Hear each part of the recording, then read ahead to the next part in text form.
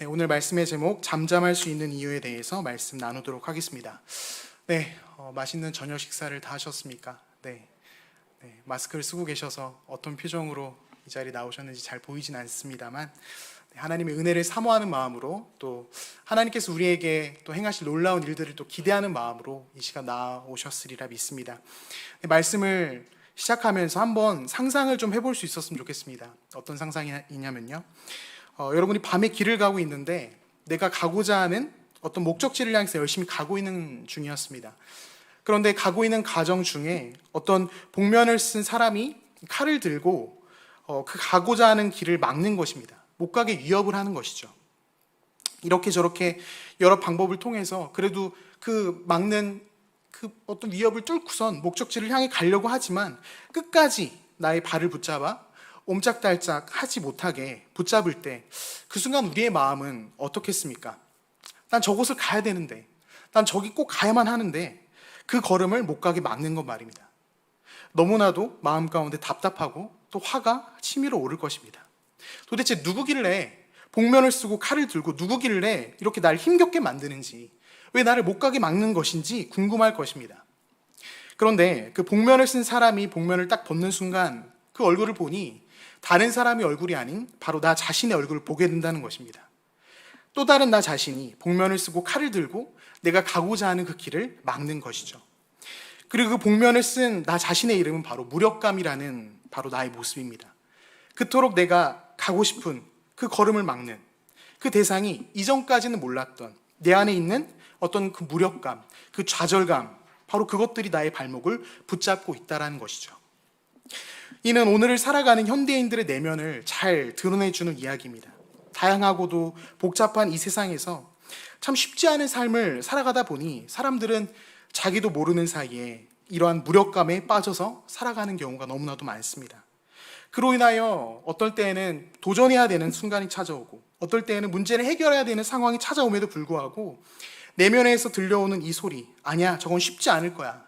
아니야, 넌 못할 거야. 할 수 없어. 그 어려운 일을 내가 어떻게 하겠어.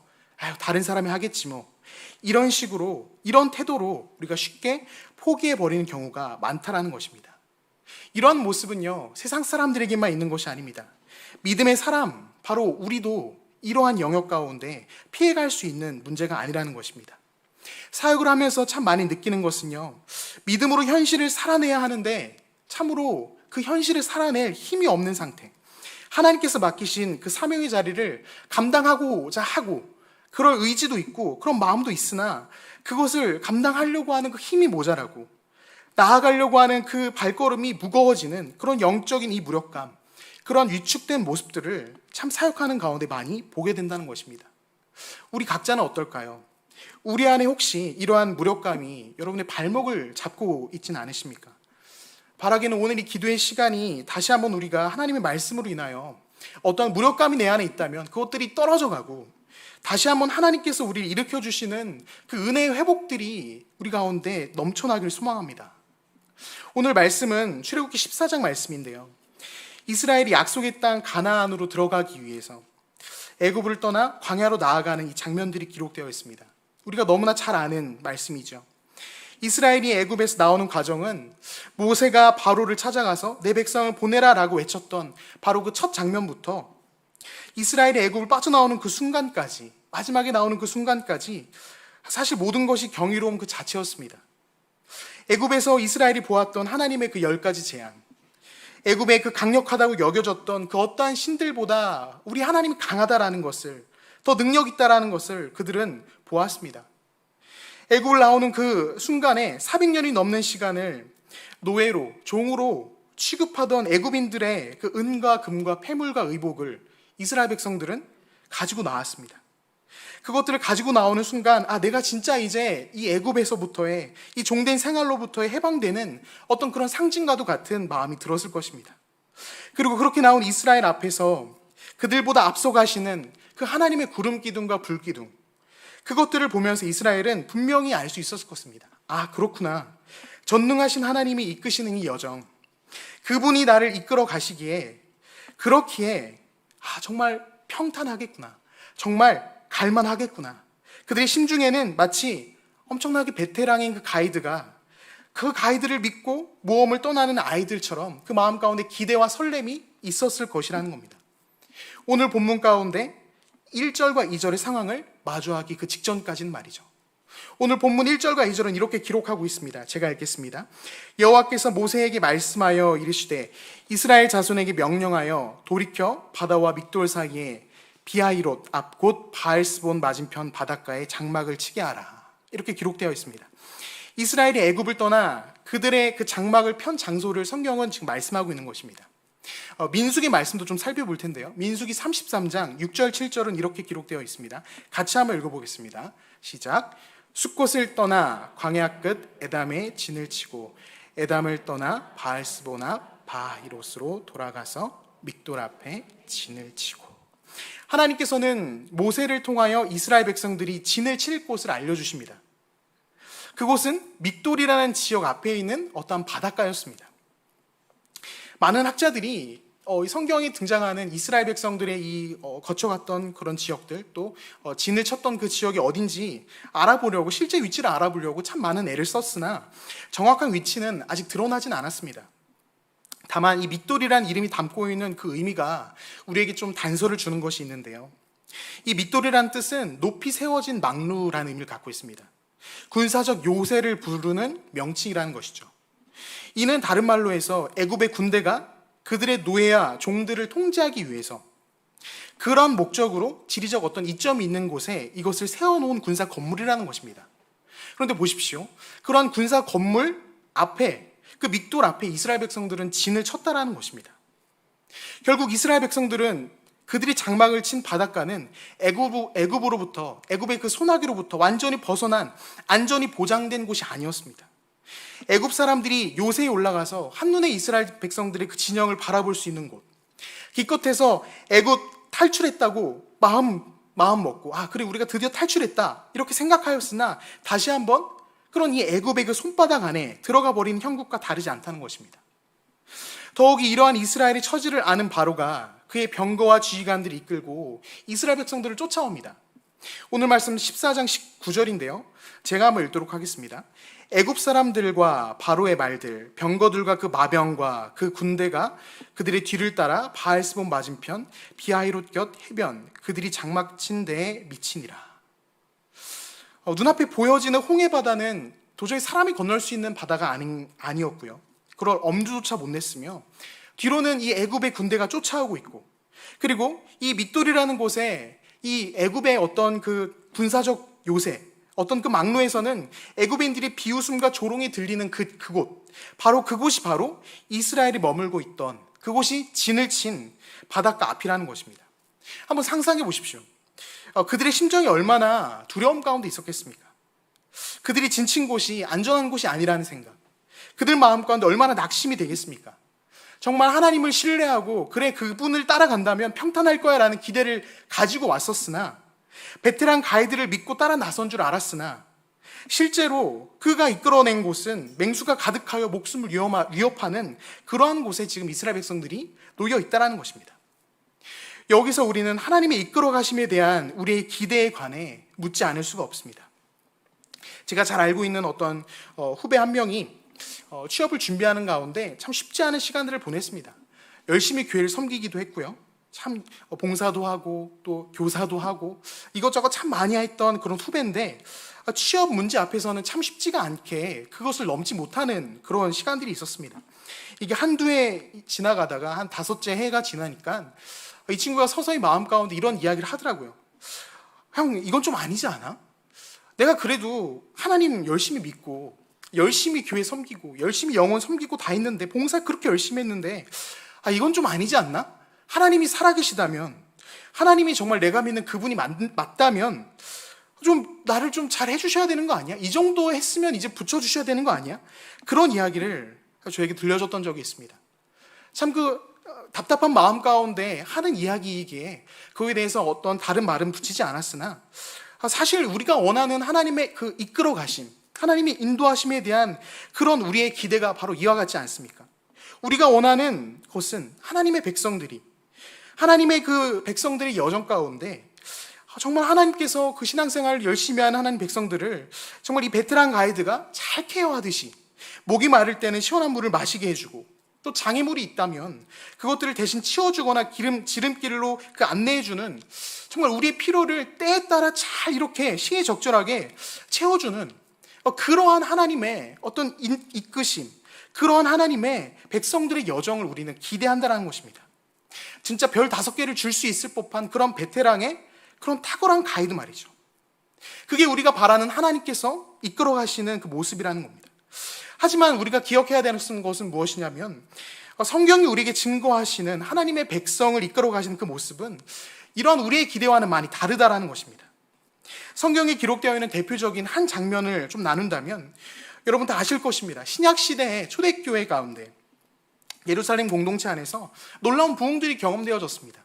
많은 사람들이 몰려오고 예수 그리스도를 주로 고백하고 교회가 커지고 영향력이 있어가는 그 순간에 하나님께서는 어떤 일을 행하셨습니까? 하나님께서는 그분의 그 백성들을 흩어놓으셨습니다. 사도행전 8장 1절인데요. 사울은 그가 죽임을 당함을 마땅히 여기더라.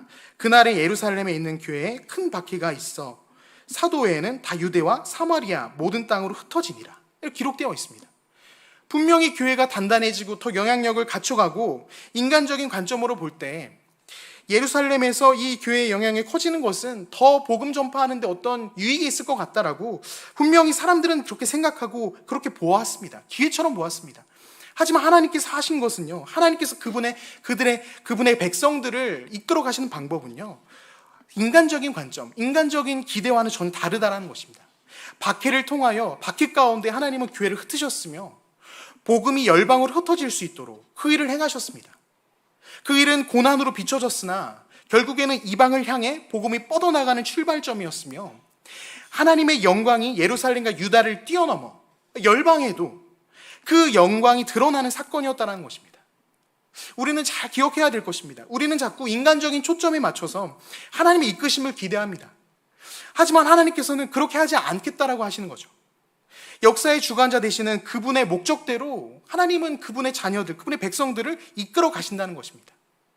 그리고 그것은 바로 인간적인 관점, 우리가 원하는 베테랑 가이드의 모습, 그게 아닌 하나님의 영광을 위함이라는 것입니다. 하나님의 이끄심의 목적은 다른 것이 아닙니다. 그분의 작정은 우리의 형편에 나아짐, 우리의 어떠함이 아닌 하나님의 영광이라는 것입니다. 마찬가지로 오늘 본문에서도 하나님께서는 이 하나님 영광을 위하여 일하시는 것을 우리는 볼 수 있다는 것입니다. 우리가 함께 읽진 않았으나 바로 뒤에 등장하는 17절 후반절과 18절 말씀인데요. 같이 한번 우리 말씀을 또 한번 읽어봤으면 좋겠습니다. 읽겠습니다. 내가 바로와 그의 모든 군대와 그의 병거와 마병으로 말미암아 영광을 얻으리니 내가 바로와 그의 병거와 마병으로 말미암아 영광을 얻을 때에야 애굽 사람들이 나를 여호와인 줄 알리라 하시더니. 아멘. 어떤 말씀이 눈에 보이십니까? 영광을 얻으리니, 영광을 얻을 때에야. 하나님은 그분의 영광을 위하여 바로의 마음을 완악하게도 하셨고요, 그 완악한 가운데 내버려 두시기도 하셨으며 병과 마병으로 이스라엘을 쫓도록도 하셨습니다. 그분의 영광을 위하여 이스라엘을 그 믹도라 바닷가에, 참 마음 가운데 두려움이 밀려오는 자리죠. 홍해 바다와 애굽의 군대와 우리를 조롱하는 듯한 그 시선이 느껴지는 그 자리, 상황이 두려움이 밀려오는 그 자리.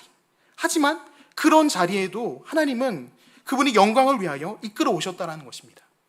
숲속의 나무 한 그루를 자세히 보듯 홍해 앞에 이스라엘을 살핀다면 그들의 상황은 두려움이요 위기라는 것은 분명합니다. 그러나 하나님의 영광이라는 이 거대한 숲으로 바라볼 때 이스라엘의 그 자리는 참으로 절망스럽고 무력감이 느껴지는 자리라 하여도 그들은 지금 하나님의 영광을 드러내는 그 역할 가운데 있었다는 것입니다. 그리고 바로 이것이 하나님의 백성들의 여정 가운데 우리가 놓치지 말아야 될 너무나도 중요한 그 핵심이라는 것입니다. 하나님께서는 우리의 삶을 통하여 영광 받기를 원하십니다. 이를 위해 때로는 우리의 힘으로 어찌할 수 없어 보이는 그 홍해바다 앞으로도 하나님 때로는 우리를 이끌어 가시기도 하시죠. 하지만 그곳에서 그분의 영광을 드러내신다는 겁니다. 그렇게 하나님께서 우리에게 허락하신 삶은 여러분 기억하십시오. 세상이 이야기하듯, 세상이 말하듯 그저 의미 없이 흘러가는 삶이 결코 될 수 없다는 것입니다. 하나님께서 우리에게 맡겨주신 그 삶을 하나님의 영광을 위해 살아가야 하기에, 우리 각자를 통하여 하나님의 일을 이루어 가시기에 우리의 삶은, 우리의 일상은 너무나 귀하고 가치 있다는 것입니다. 무엇 때문에요? 하나님의 영광을 위해서 우리가 살아가야 하기 때문에. 하지만 안타깝게도 우리의 현실이 어떻습니까? 하나님의 영광을 생각하며 사십니까? 하나님의 영광을 붙잡고 살아가십니까? 우리는 나의 삶이 하나님의 영광을 위한 어떤 그 여정 가운데 있음을, 그 여정 속에 우리가 하루하루 살아가고 있음을 너무나도 완벽하게, 그리고 너무나도 쉽게 잊어버립니다. 그저 하루하루 분주하게 나의 어떤 일들을 처리하느라고, 또 밀려오는 어떤 그 상황 속에 나의 마음을 지키느라고 그렇게 살아가고 있다는 것입니다. 그 모습은 홍해 앞에서 그저 두려움에 떨었던 이스라엘 모습과 크게 다르지가 않습니다. 오늘 본문에서 이스라엘의 모습을 살펴볼 때 그들은 하나님 앞에 이렇게 이야기합니다. 출애굽기 14장 11절인데요. 그들이 또 모세에게 이르되 애굽에 매장지가 없어서 당신이 우리를 이끌어내어 이 광야에서 죽게 하느냐? 어찌하여 당신이 우리를 애굽에서 이끌어내어 우리에게 이같이 하느냐? 우리가 애굽에서 당신에게 이른 말이 이것이 아니냐? 이르기를 우리를 내버려 두라.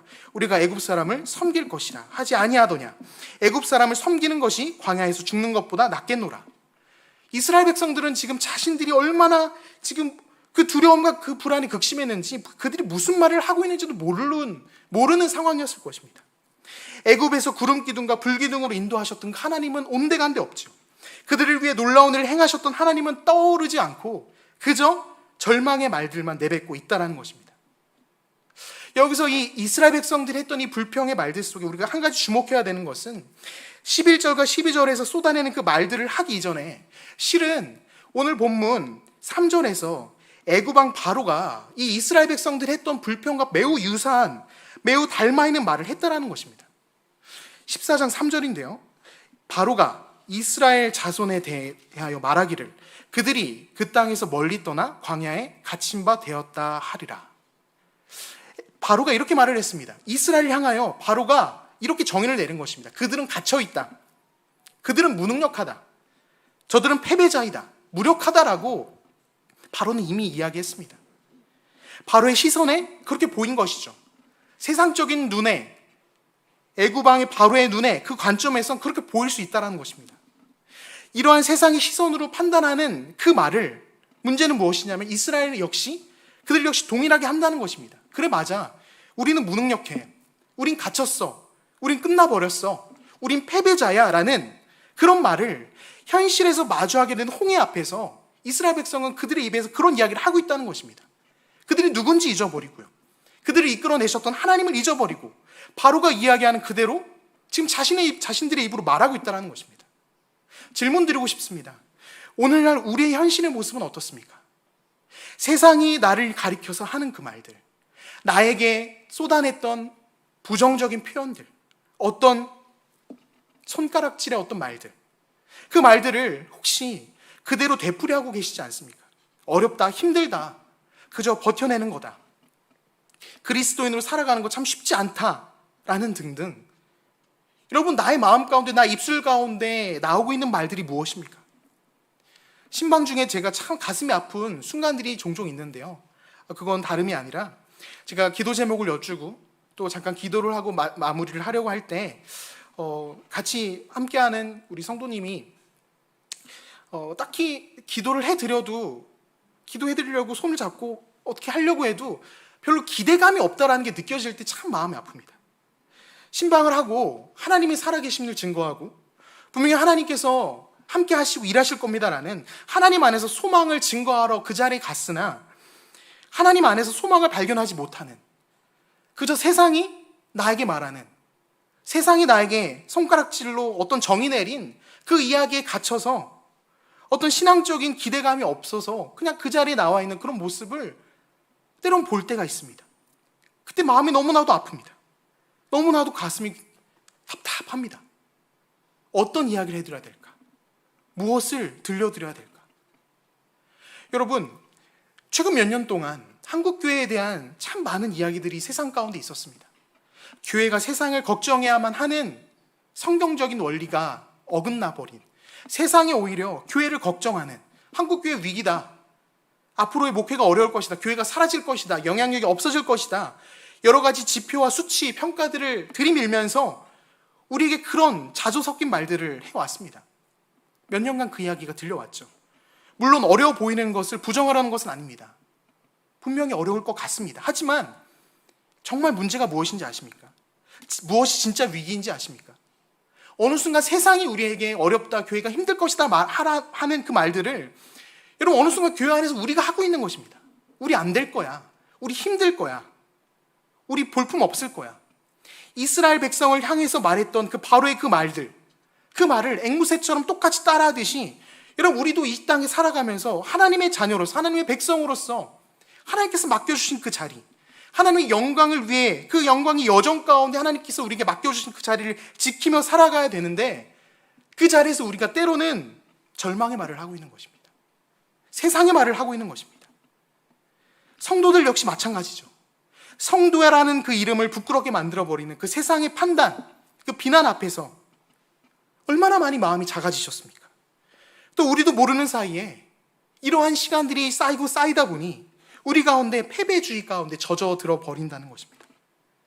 그런 말들은 홍해 앞에서 옴짝달싹 못하게 되어버린 이스라엘 가리켜 했던 조롱의 말이 결국엔 실제로 그 말을 가져와서 우리 스스로를 작게 여기고 우리 스스로를 무기력하게 여기는 그러한 말들로 바뀌어 버렸다는 것입니다. 우리는 각자의 상황 가운데서 참 다양하고 참 어려운 여러 가지 홍해 바다를 마주하고 살아갑니다. 그렇습니다. 우리 모두에게 홍해 바다가 있습니다. 그 앞에서 두렵고요. 그 앞에서 과연 어떻게 내가 살아갈 수 있을까에 대한 염려가 있는 그 홍해 바다를 마주합니다. 그 앞에서 이스라엘이 그러했듯 하나님을 향한 불평과 원망, 불신, 그러한 모습으로 세상이 우리에게 이야기하는 그 말들을 나도 읊조리면서 그 모습으로 하루하루 살아가고 계십니까? 우린 결코 그럴 수 없다는 것입니다. 하나님 앞에서 우리가 하루하루 살아가는 이 여정이 끝내는 하나님의 영광을 위함이며 하나님의 영광을 위해 우리가 오늘을 살아간다는 것을 우리는 다시 한번 붙잡아야 된다는 것입니다. 우리의 삶은요, 하나님의 영광을 위해 살아가는 것입니다. 우리의 삶은요, 그러하기에 쉽게 포기하고 낙심할 수 없는 것입니다. 오늘 본문에서 하나님께서 이러한 하나님의 백성들, 자신의 백성들을 어떻게 구원하시는지 그 모습을 우리는 볼 수 있습니다. 모세를 통하여 이스라엘에게 하나님 말씀하시는데요. 13절입니다. 모세가 백성에게 이르되 너희는 두려워하지 말고 가만히 서서 여호와께서 오늘 너희를 위하여 행하시는 구원을 보라. 너희가 오늘 본 애굽 사람을 영원히 다시 보지 아니하리라. 하나님 이렇게 말씀하십니다. 홍해 앞에서 애국 군대가 추격해오는 그 상황 가운데서 하나님 무엇을 말씀하십니까? 가만히 서서 그 자리에 서라 말씀하십니다. 두려워하여 요동하고 두려워하여 마음이 흔들리며 입으로 부정한 말을 하고 입으로 죄악을 저지르며 하나님을 불신하는 그 어떠한 행동들을 멈추고 가만히 서서 오늘 여호와께서 너희를 위하여, 오늘 너희를 위하여 행하시는 그 구원을 보라라는 것입니다. 나아갈 길이 보이지 않았던, 정말 저곳으로 가면 죽을 수밖에 없어 보였던 그 홍해를 향하여 하나님께서는 이 모세의 지팡이를 내밀게 하셨습니다. 그 지팡이를 내밀었을 때 하나님을 신뢰함으로 다시 한번 잠잠히 하나님의 일하심을 바라며 손을 내밀었을 때 어떤 일이 일어났습니까? 죽음의 바다였고 가망이 없어 보였던 그 홍해 바다가 하나님께서는 그 바다를 가르시고 그 바다 가운데 땅을 말리셔서 결국 이스라엘 백성들을 마른 땅을 걷게 하는 그 놀라운 일들을 행하셨다는 것입니다. 불평과 원망이 가득한 우리의 일상이 아니라 우리는 다시 한번 하나님 앞에서 무엇을요? 가만히 서서 다시 한번 하나님께서 우리에게 행하실 일들을 다시 한번 신뢰함으로 바라보고 나의 문제인 그 홍해 바다를 하나님께 드리며 하나님께서 행하실 일들을 보게 하여 주시옵소서. 홍해라는 불가능의 벽을 허무시고 마른 땅으로 바꾸셔서 일하셨던 하나님의 일들을 하나님 나의 삶 가운데에서도 보여주시옵소서. 그 기도하며 나아가야 되는 것입니다. 언제까지 나의 자리에서 난 못해, 난 할 수 없어, 어떤 영적인 무력감과 그런 낙심 가운데 자리에 앉아 계실 수 없다라는 것입니다. 출애굽기는요, 다른 이름이 있습니다. 그 이름이 무엇이냐면 길 밖으로 난 길이라는 이름이 있습니다. 어떤 의미겠습니까? 사람의 생각으로, 사람의 판단으로 내가 살 수 있는 길은 이 길이라고 생각했으나 하나님께서는요, 길 밖으로 하나님의 살아계심으로, 하나님의 역사하심으로 길 밖에 난 길로 그분의 백성들을 이끌어 가신다는 것입니다.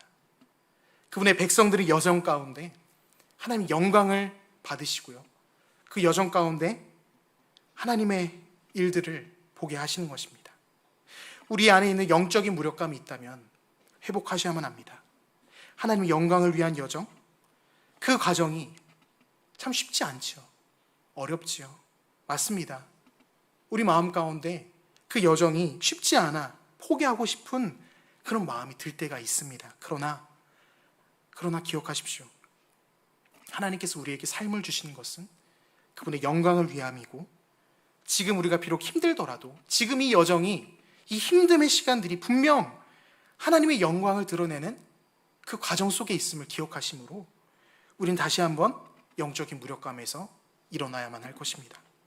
오늘 말씀을 기억하시면서 우리 같이 한번 찬양하고 하나님께 기도하며 나아갈 수 있었으면 좋겠습니다. 우리 마음 가운데 있는 어떠한 영적인 무력감이 있다면, 내 마음 가운데 어떤 낙심들이 있다면 오늘 이 시간 다시 한번 우리가 회복이 되었으면 좋겠습니다. 다시 한번 일어날 수 있었으면 좋겠습니다. 현실이 어렵지요, 힘들지요. 하지만 하나님께서 우리에게 다시 한번 말씀하십니다. 가만히 서서 오늘 여호와께서 너희를 위하여 하시는 그 일을 보라 하라고 말씀하십니다. 오늘 우리 말씀 생각하시면서 찬양하고 또 기도하며 나아갈 수 있었으면 좋겠습니다.